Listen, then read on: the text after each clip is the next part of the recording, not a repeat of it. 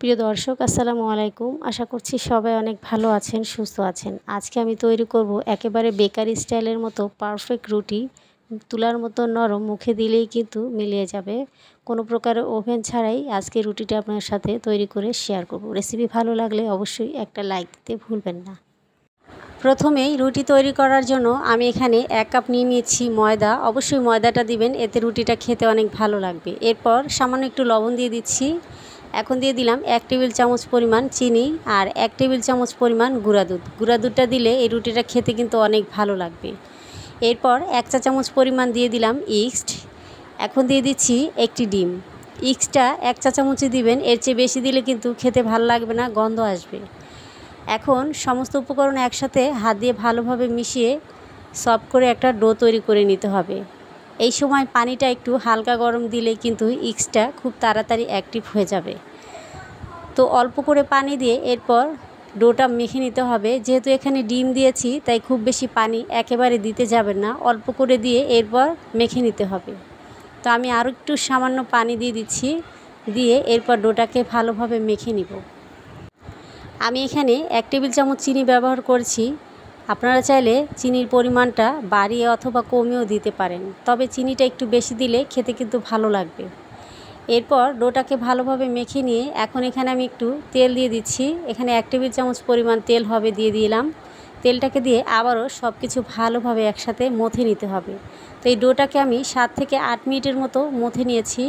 ডোটা যত ভালোভাবে মথে নেবেন রুটিটা কিন্তু ততই সফট এবং নরম তুলতুলে হবে। তো ডোটা কিন্তু এখন মাখা হয়ে গেছে। এখন ঢেকে 1 ঘন্টার জন্য রেস্টে রেখে দিচ্ছি। তো 1 ঘন্টা পর ডোটা কিন্তু ফুলে ডাবল হয়ে গিয়েছে। এখন এই ডোটা দিয়ে আমি রুটি তৈরি করে নিব। এখন এখানে আমি একটা বাটি নিয়ে নিলাম। এই বাটিটার মধ্যে এই রুটিগুলো আমি ভাপিয়ে নিব। তো আপনারা চাইলে স্টিলের বাটি থাকলে সেটার মধ্যেও কিন্তু এই রুটিগুলো দিয়ে ভাপিয়ে নিতে পারবেন। একটু তেল মেখে নিচ্ছি, এতে করে রুটিটা বেরিয়ে আসতে সুবিধা হবে।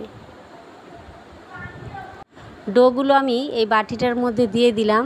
এরপর একটা ঢাকনা দিয়ে ঢেকে আরও 30 মিনিটের জন্য অপেক্ষা করব। ফিরে আসলাম 30 মিনিট পর। এখন ঢাকনাটা একটু উঠিয়ে নিচ্ছি, দেখতেই পাচ্ছেন ডোটা কিন্তু আবারও ফুলে ডাবল হয়ে গিয়েছে। এখন উপর দিয়ে আমি কিছু কিশমিশ দিয়ে দিচ্ছি। এটা দেখতে ভালো লাগবে, আবার খেতেও কিন্তু ভালো লাগবে। চাইলে এখানে আপনারা বাদাম কিশমিশ দিয়ে দিতে পারেন অথবা নাও দিতে পারেন। তো কিশমিশটা দিয়ে আমি খুব সুন্দরভাবে কিন্তু সাজিয়ে নিয়েছি। এখন চলে যাচ্ছি চুলাতে। চুলার মধ্যে একটা প্যান বসিয়ে এরপর এখানে পানি দিয়ে দিলাম 2 কাপ পরিমাণ। এরপর একটা স্ট্যান্ডের উপরে এই মোলটা বসিয়ে ঢাকনা দিয়ে ঢেকে 15 থেকে 20 মিনিটের মতো ভাপিয়ে নিব।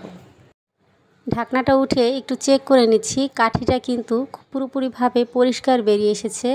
এখন নামিয়ে কিছুক্ষণের জন্য আমি ঠান্ডা করে নিব।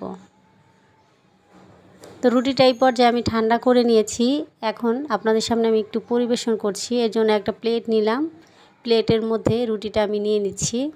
রুটিটা বের করে নিয়েছি। তো মাশাআল্লাহ দেখতেই পাচ্ছেন রুটিটা কিন্তু অনেকটাই লোভনীয় হয়েছে আর খেতেও কিন্তু অনেক ভালো হয়েছিল। যাদের বাসায় ওভেন নাই তারা চাইলে এইভাবে ভাপেও রুটি তৈরি করে নিতে পারেন। এখন একটু ভেঙে দেখাই, তাহলে বুঝতে পারবেন কতটা নরম এবং সফট হয়েছে।